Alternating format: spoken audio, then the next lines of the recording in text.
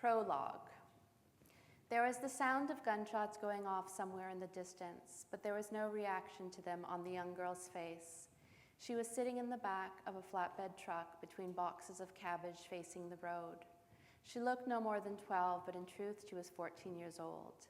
Sophia was dressed in a threadbare black coat that looked as though it had seen more winters than the girl had been alive. It surely must have been passed on to her. Her hair was tied up on her head with a flowered red kerchief, a pattern that was popular with the peasants. The truck rumbled quickly down the country roads. It seemed to react to every stone it went over. The cabbages leapt out of their boxes and fell back in. The girl looked rather precariously perched, as though one large bump might launch her right off the back of the truck, but she sat up there stoically. She was holding a large goose in her arms. The goose remained still, only moving its neck occasionally to get a better look at where they might be going. The girl held on to the goose as though it were her only possession, as though it was the only object she owned, and there was a good chance it was. People were being displaced all over the country because of the war, and they could be found clutching the most random of objects. Her thin fingers were gripping the goose were soft and unblemished. How was it that this girl had hands that looked as though they had never worked a single day in their lives? Although she was dressed like a peasant and at first glance would easily be mistaken for one, there was something about her pale face that looked refined. It looked as though it could only belong to an upper-class girl from the capital. She had gray eyes that were common in Elisium and thin, dirty blonde hair that fell in stringy locks from her kerchief. She was not beautiful. In fact, she might have been considered plain. But her expression had a certain conceit and sophistication to it. It was this arrogance the enemy had been so vocal about in their propaganda, the devilish, corrupt pride of the metropolitan elite whom they wanted to destroy at all costs. But the most striking thing about her was that she was all alone. Were it not wartime, surely some adult would have been with her, but people had already begun to look away when they came across children who had been separated from everyone they loved. She was like a stray dog people avoided eye contact with. It was not at all good to look into the eyes of a broken animal. It was too much to bear. She was a million miles from anyone who could help her. The library was my space, and there was just so much. To the Harbor Grace excursion with the boys to have a time.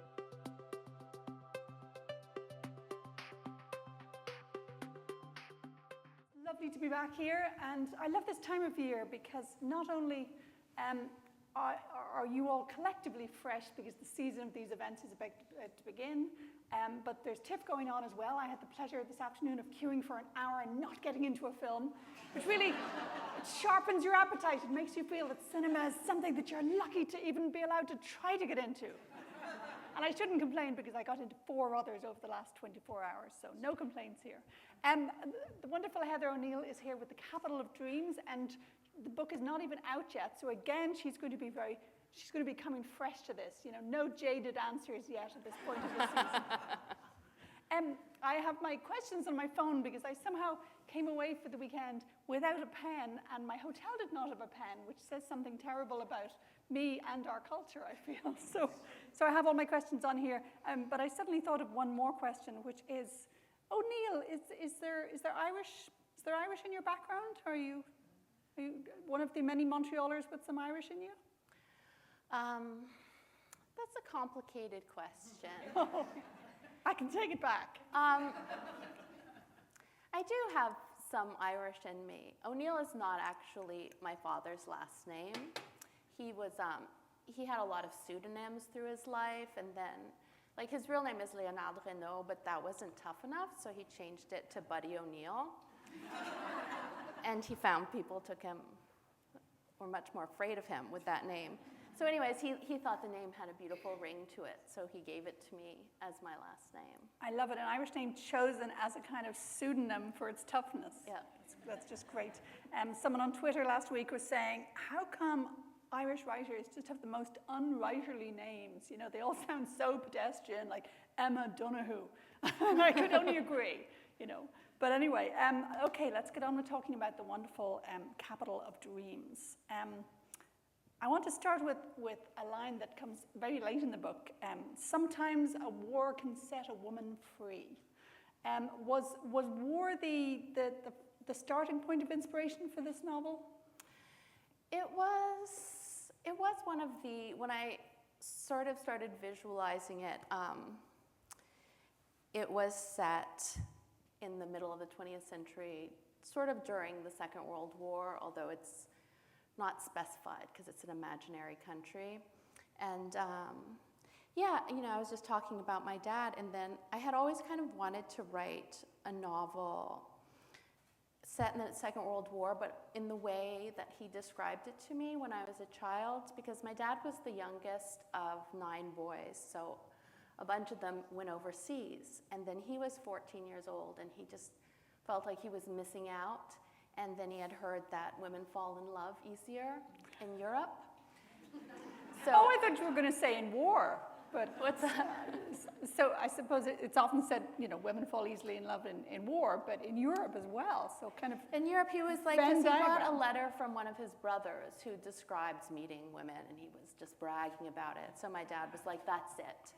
I'm going. So he went and got a fake birth certificate, and he went over. And then he always describes it in a funny way. Like one of the things he describes is that his whole life he was itchy until then, and then he went in, the army deloused him and like got rid of all the bugs, and he was like, for like the first half hour in my life I was without itching, and it was beautiful, and they gave me new shoes, and then they shipped me off to war.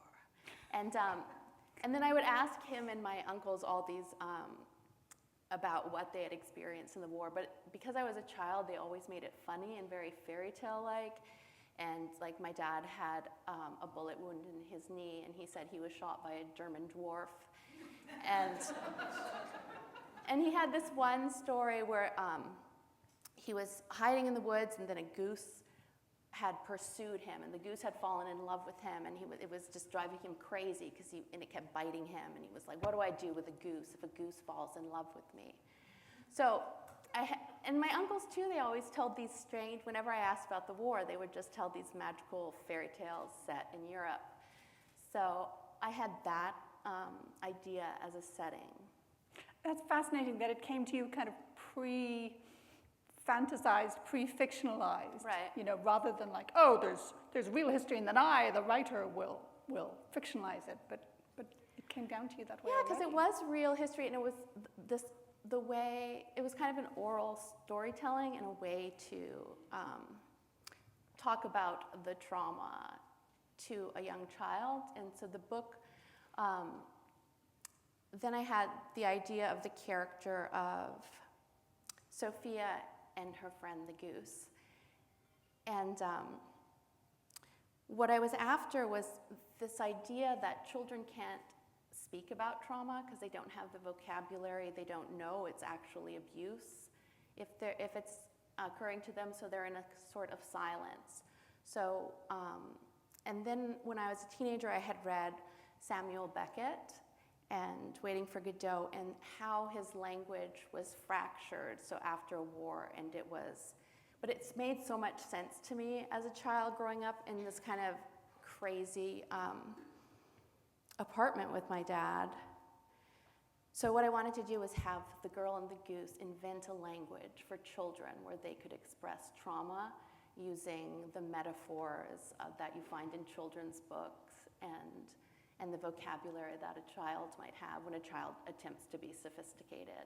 So they have their little existential dialogue through the book, and they try and make sense of the world, but using only the sort of scientific knowledge a girl would have, and the goose, but the goose thinks he's incredibly intelligent, so he talks with great authority. The goose has a manifesto at one point, plays chess. When she meets him, he's actually on his way to the capital because he wants to deliver a literary manifesto he's been working on, and none of the other geese at the farm have any interest in writing, so he thought he would go to the capital, and he meets Sophia, who's actually just fled the capital. And Sophia is this very well-to-do little child of, the intelligentsia. So they kind of meet and help one another. But she's like, we can't go back to the capital. It's been destroyed. So they go to the black market, and he's constantly complaining because he needs to deliver his manifesto, and Sophia has led him astray, and they keep meeting monstrous people, and everything is Sophia's fault. I can see that the goose has one origin in your dad's stories, but did you grow up on talking animal books? I mean, I can think of classics of my childhood which featured I talking absolutely animals. did. I love talking animals. They just, like when I grew up, like my dad was always unemployed. He didn't actually get his army pension because he was dishonorably discharged, which is kind of sad if you send a 14-year-old to war and they get dishonorably discharged. Once I was like, what could you have done? And he was like, well, I was at the barracks and I stole all the blankets from the soldiers and I sold them in town. I was like, why would you do that? He's like, I don't know. I don't know why I did that, but it came to me as an inspiration. I could make a buck. Anyways, but I read all the time. So, and then I had these picture books full of animals, and they were just so much more sophisticated and articulate than my father, and they just made more sense, and they lived in this world of childlike morality where things kind of made sense, and there was this idea of right and wrong. So yeah, I was just smitten with talking animals. Are there any particular talking animal books that lodge in your memory? What's my favorite? I don't know. The first one that comes to mind is Little Bear. I loved Little Bear, and he had a mother, and I didn't have a mother, and I was like, this is magical, because this bear gets. Yeah, and fairy tales with the talking wolves, like I was so attracted to the talking wolves. I just was like, I must grow up and marry one of these talking wolves. He'll be trouble, but you know, I can change him.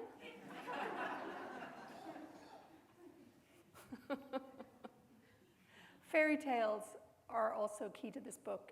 There's this great moment when Sophia wants to bring this book of fairy tales with her when she's being sent off in a sort of kinder transport train, and her mother guts the book, cuts out the fairy tales, and inserts her own memoir manuscript and tells Sophia to bring this with her. But certainly, I remember, say, the first sleepover I ever went on, I ruined it for myself by bringing Grimm's fairy tales, reading in the corner all evening and being a complete party pooper. So if I had been sent away on a train at the age of 7, it would have been fairy tales I brought. Yeah, so she loves her book of folklores. Like her mother, so Sophia's mother, Sophia's born, has the misfortune of having this Simone de Beauvoir type mother who doesn't believe women should have children, and she goes and lectures on it, which was sort of based, when I had my daughter, very soon afterwards, I would say maybe a week, I realized no woman should have a child. And the feminists were right. I was like, this does not mesh with being an intellectual at all. So, but then, but I had the child. So, but then I was always, and then even when it's like, I always forget that I have a child, even though we're always together. And then, so when I was listening to Childless Cat Ladies by J.D. Vance, I was like, how dare he insult us? And I was like, wait a second, I have a child. Maybe you forget you have one because she has not crimped your style the way you might expect it, so you... Maybe. It was, I had so much difficulty being a mother, just always, and then I just didn't understand how quite she belonged to me.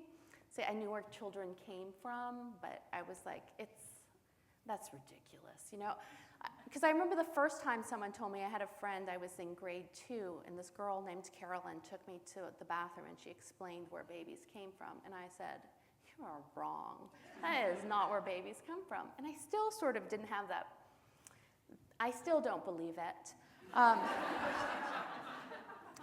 So it's a fairy tale, clearly. It's the very idea that we could, that they would begin as a seed and then become full-sized and then somehow come out of our bodies. I'm like, come on. Impossible. Having unprotected sex can't have that big of a consequence. It just didn't seem fair. And even time-wise, for one moment to lead to something that lasts at least 20 years. Exactly. It's so sordid, all of our origins. I don't know, were you naive about how it would be to write with a child? Because I used to imagine, like I wanted and planned to have children, but I imagined that I'd be able to write while the child was like cooing, you know, rocking by my foot. And what an idiot. Well, that's it. It's I thought, I mean, I was so young. I was 19. I was in university, and I didn't even realize I was pregnant. So I was like 5 months, but whatever, I'm an idiot. But yeah, I was like, well, I guess I'll just carry her in a papoose everywhere and just place her. I thought she would be quiet, but very soon I realized, I was like, I have ruined my life. I can't do anything with this like little gremlin. And then I was like, well, I'll educate her so that at least I'll have a child who's better than everybody else I meet. So then the first book I read to her was Portrait of a Lady by Henry James, because I had read somewhere that children actually can digest this. So she was, and she kept reaching up, like she would little fist, and she would grab the pages and rip them out and eat them. And I'd be like, you know, meet me halfway. Must you eat Henry James? And she was just like, oh, it's delicious. I found that mine used to bat at the New Yorker. You know, I'd be holding up the New Yorker and they'd come up and kind of beat it from behind. Oh yeah, my daughter, when I would write, she would be like, I want to participate. And I would be like, no, you cannot. And she would sit and she would be like, I will be in charge of the letter E. Tell me when you need the letter E. And I'm like, no, that's horrible. That's a horrible way to write. I think people often assume that how we work off our traumas as writers is that we do just thinly veiled fictionalizations of it, you know, so that you would write about young women trapped into motherhood. But of course, in this novel, you've written about a 14-year-old who adores this hard-to-reach, tantalizing, you know, enigmatic Simone de Beauvoir-style mother. So I think people often don't realize that we benefit hugely from taking like the opposite position in the dynamics of our lives. Yeah, well, it was funny because when I started writing it, because my mother had abandoned me when I was 7, and she gave me the reason she wanted to be an artist, and she was like, I was just cramping her style, and it's just, you know, this generational thing that goes along. But so she just disappeared from my life. So when I started writing it, I was seeing myself as Sophia, and the mother sort of as my mother, and then my daughter read the book, and she's like, we have things to talk about, Clara Bottom. And I'm like, oh, you think I'm Clara Bottom? And she was like, oh my God, you're so, like, Clara Bottom's like your evil twin that you just want to be. She's a great character, though. I mean, Yeah. Evil's the least of it. She's dazzling, too. Oh yeah, she was really fun to write. And because at first I just had Sophia and the goose, and then I was like, well, I need some sort of backstory for this girl. And then I started writing her mother, and then, yeah, Clara Bottom, she was so entertaining when I would write her because everything she says is so over the top and conceited. So she's sort of like the country's, so they live in this little country that's imaginary, but it's sort of between Germany and Poland. And what was I saying? Clara Bottom. Oh, Clara Bottom. So Clara Bottom is kind of their Simone de Beauvoir. And she wrote this book, Our Women People, and it was very popular. And she's incredibly pompous. She's a public intellectual. And, you know, she's constantly going on and on about her own genius. And so she represents everything that's great about writer, but I also wanted to have a character who encapsulated the egotistical insanity of writers behind the scene. And so that, like, one of the lines she said that I always really liked was,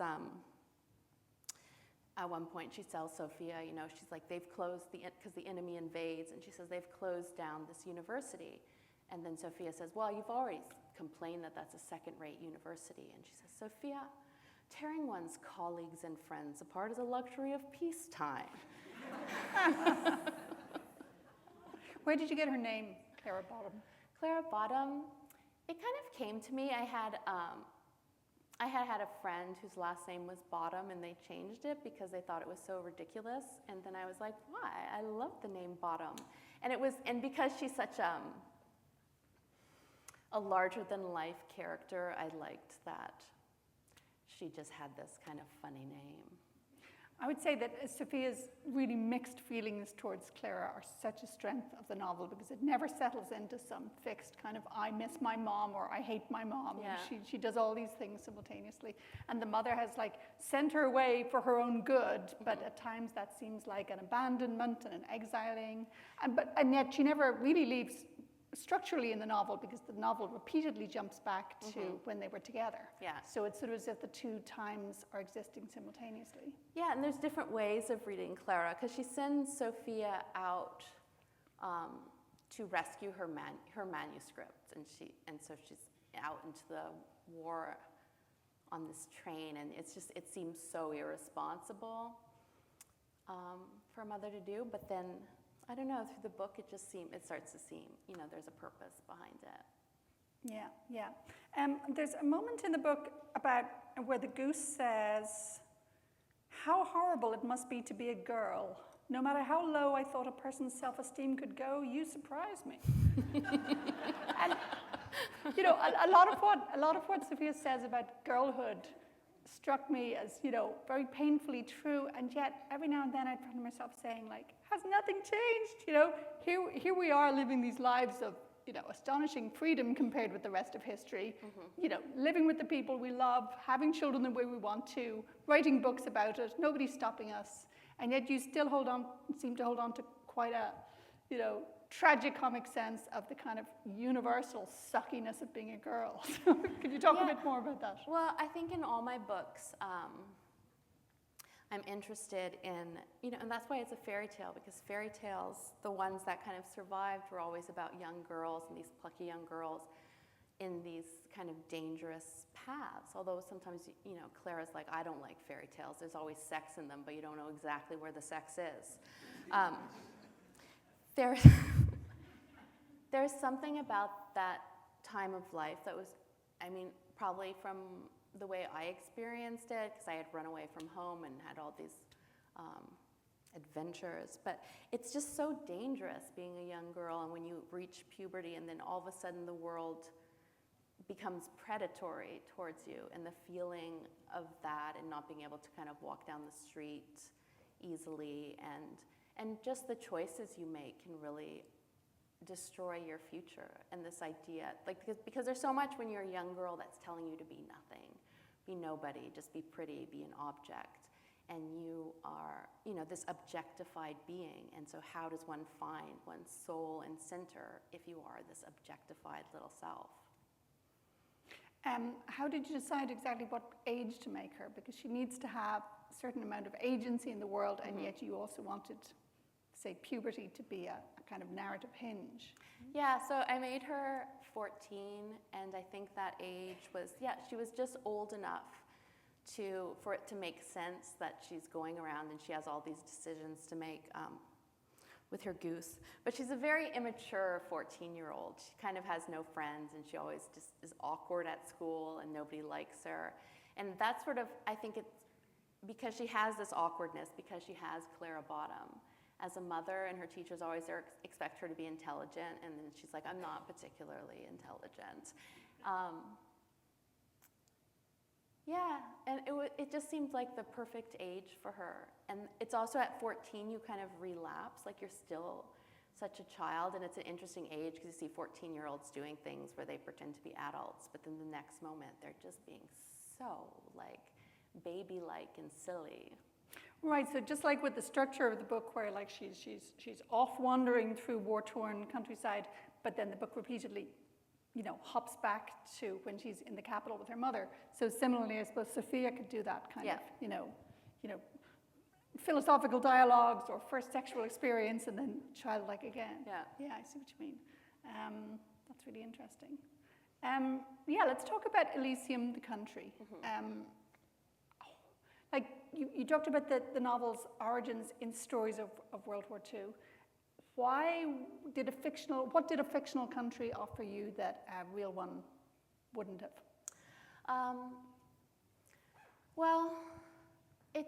First it came to me because then, I was interested in this idea of I went to Germany, to Berlin, to kind of stay and for a month or so, and then just do research about different, wars and whatnot in the mid 20th century. And then I had this idea, but then I got sidetracked, and because someone had told me about this puppeteer who lived in Poland and hadn't seen, and so they showed me his work, and they were like, but he really hasn't, he doesn't talk or work anymore, but I loved his work so much, so I had this idea that, this is so like tangential, but whatever. I think it's the tangents that people come for, the stuff that's never in the press pack or the book review. It's the weird little tangents. So I decided I was going to go find this puppeteer, and I wanted him to make a puppet of me, because when I was very little, I was obsessed with puppets, and I had this idea that I could grow up to be a puppet, and I would walk around like a puppet, and it just seemed like an extraordinary existence. But anyway, so I wanted this puppet, and then I was like now, if I had the puppet, I could just have the puppet answer the questions. Anyways, so he was hard to find, and then I went through, took all these little trains, and they went through the Black Forest, and then as I was going through the Black Forest, I was like, I understand Grimm all of a sudden. Like, the trees are so different there, and they're charming in a way, and they invite you in, but they're also wicked. And anyway, so I went to see the puppeteer. He was an alcoholic, but he had this extraordinary donkey that he showed me how the donkey could dance, so that made the trip worthwhile. But there was no puppet made. What's the point? Anyway, so there I was standing, and then I decided I wanted to create my own little country right there between Germany and Poland, and it would be a country that had got its borders after the First World War, as a lot of countries did, but now there was an enemy army coming in to invade them. And they had thought that they could create a culture solely on art, and they would become these great artists. So they put all their funding into the art, and they have all these plays and books and poets, and they kind of run the country. And they're like, nobody will ever come for us, because the West will think we're so intellectual, and will need to save us. So they don't actually have an army. So basically, the army is coming in, and they don't stand a chance. And it is going to be a genocide. And then what I was looking at in the book was the difference, too, between a war and a genocide. And in a war, they come for the able-bodied men, but in a genocide, they come for the artists and the children. So in this particular, they're facing this genocide, and Clara is on the enemy's most wanted list, and Sophia is also in danger because they are just going to kill all the children. So a fictional country allowed you to have a country with, I suppose, with a cultural focus in a way. Exactly. So I wanted, this would be my country, where it was just, and it kind of, there was a lot of inspiration from the Weimar Republic, like the art there. It's very degenerative art, and the enemy constantly, when it talks about the art and its propaganda, is like, look what they're up to. It's like they're naked on stage, like farting and doing like whatever insane sort of, they're really avant-garde. So, and to me, it really spoke to this belief I have that writing can save, and can just save a culture, can save people. There's some sort of elemental importance. Like, you don't have a culture if you don't have art. You don't have a country if you don't have art. And one of the other journeys I made during this book was actually, so a friend of mine who's a writer in Montreal, Yara Algabad, and she called me up and she's like, do you want to, and this was, so last year, was it last year? Yeah, oh my God, time is so crazy with this. But anyway, so she said, do you want to come to Palestine with me? And I was like, yes, because I'd actually like to see a country that's currently under occupation. So we went to Palestine, and the point was that we were going to visit all the artists in the West Bank. So we went to like a children's theater, and all the different little places invited us to show how they were still within this occupation, really involved in art and writing novels. And then I went to this one exhibition where they had put, so it was near a town that had been razed to the ground years ago, but they had collected all the little pieces of tile they could find and covered the floor with it. And when you looked at the artistry on those tiles, and it's a different, it's not Western at all, so Middle Eastern, and it's so technically inventive. And from that floor, you just felt the entire city raise up. And it was because of the artwork. And then, so Clara has that idea that if she can get, because they're destroying all the art, raising it to the ground so that this country will never have existed. And she thinks if she can get her book out to the world, it will be a seed and people will read it and they will say, oh, Elysia was this amazing place because there was this genius woman who wrote this incredible story. And so I think I invented this country because I wanted to have a country whose entire infrastructure was built around the arts, and to see whether art could actually save them. And the danger of art, and why when enemies come, and throughout the 20th century, whenever there's invasion, the writers are always shot first. And we sort of never talk about it, and why writers are so dangerous to someone who wants to occupy a country. I felt that I felt sort of hovering around the book, there was an interest in the culture war, like the ways in which writers, in North America were not being shot, but like book banning and so on, that there's, a feeling of like, let's talk about the perennial hatred of the enemy for the freedom of literature. Yeah. Yeah, there's always something sinister about writers, because, and that's why we're so observed and banned and whatnot, because there is something about a book that can change the way people think. And also it proves, for people who are oppressed or marginalized, when they write books, like, you cannot deny that they have these magic within them.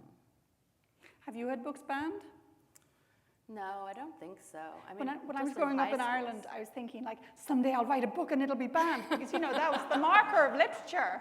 And sadly, I came just too late. I started publishing in 1993, which was when we had our great liberalization, and, I just missed the chance, basically. So I've always felt a bit of a loser compared with I just saw Ed O'Brien, the amazing film about her at TIFF called Blue Road, and, that heroic generation who were banned and exiled. I always feel a bit feeble coming in their wake, getting published by mainstream publishers and not banned. It's true. That's why Beckett and they all left Ireland, because they could not be published there. Yeah. Now, Elisium, the country, in some ways comes across as a very, urban place, urban culturally. There are vibes of Weimar Republic and Vienna and so on. But then there's this whole rural side as well. So could you talk a bit about the capital, which is after all in your title, as opposed to the countryside and the tensions between them? Okay, yeah, so as I said, it is a very new country. So it's in the capital that they've created all this art, whereas before they were more paganistic country, and they believed in the trees. You're from Ireland, so you know the trees. And I was so interested in paganism before sort of Christianity came and colonized it, was so interested in trees, and trees were magical. And I loved when I went to Ireland how there was a road that went around a large tree, because the inhabitants in the town, they were like, you can't pull up the tree. The fairies will come out and they'll torment us. So the city was like, my God, we have to put the road around the tree because of the fairies. Clara's mother and the grandmother, she still lives kind of in the forest. And so when Sophia leaves the capital, she kind of meets the sort of pagan gods, and old gods that are in the woods.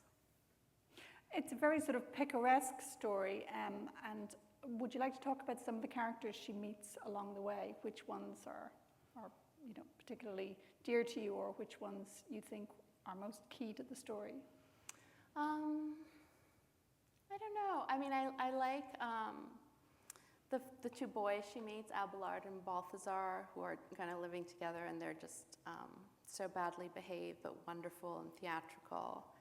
And I think I've really liked, in the middle of the book, she meets Celeste, who she actually knew in the previous life because she was the maid in their house.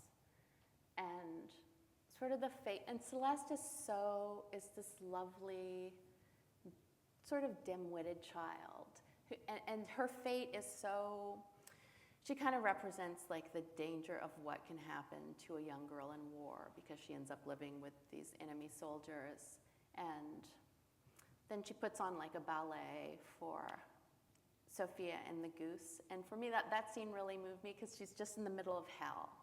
And there's sort of no future for that character, but at the same time, she's still Celeste, who everybody just falls in love.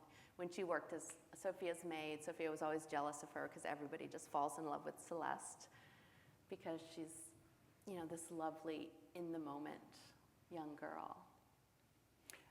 This is bringing me back to the line we started with about sometimes a war can set a woman free. I mean, in obvious ways, wars are often appalling for girls and women. Yeah. The kind of the motif of like, oh, the soldiers are coming through. I'll be snatched. So yeah, can you talk a bit about what war offered you as a subject for talking about the kinds of things that you're interested in? Because it was fascinating to see so many of your old motifs, as it were, but suddenly, thrust into a kind of a World War II setting. Wait, what was the question again? Yeah, the question, okay, war as the appalling juggernaut that eats up girls and women, and then war as a thing that can sometimes set a woman free. Yeah, because it's, Clara kind of says that at the beginning of the novel, and then at the end it means a completely different thing. Because when Clara says it at the beginning, because as far as Western society goes, the first and second wave of feminism came right after the wars, because the men were killed or went off to war, and women had all these opportunities. And we're like, this is amazing. And yeah, it was the absolute destruction of that world and everything that Sophia knew that made her have to build up a personality from scratch. Oh, so like a sort of hard reset. I think so. And I think it was just I was interested in trauma, so I created this background where all the children had said were facing this existential threat and trauma, and that, I thought that extremity would create the dialogue between the girl and the goose, and have them be able to reflect on death and everything in between.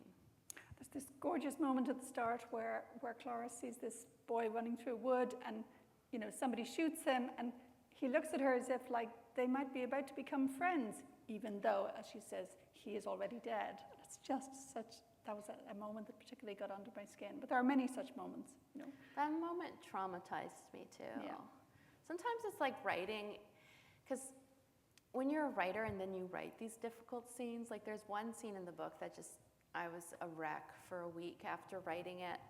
And yeah, because you have to really internalize these things. And there's this story with Charles Dickens that I always love, where he wrote in serial fashion, with doing a chapter every week. And when he was writing Old Curiosity Shop, he had a character named Nell, who was a little girl. And the readers just fell in love with Nell. But Nell was kind of sickly. And then he would just get scores of letters, people on the street, and they're like, do not kill Nell. And they were like, terrible things will happen to you. And there were like threats. And each chapter, Nell got sicker, and people got more and more furious. They were like, don't. He was like afraid. But he was like, people don't realize it's killing me too. I hate that Nell is dying. Don't they realize? I don't want her to die either.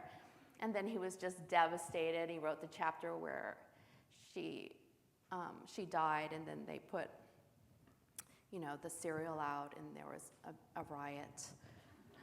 It was actually a riot. People were so upset that he killed Nell. But the point is that it was very difficult for Dickens. So when you do things in a novel that are sad, it's not just gratuitous. You feel it too.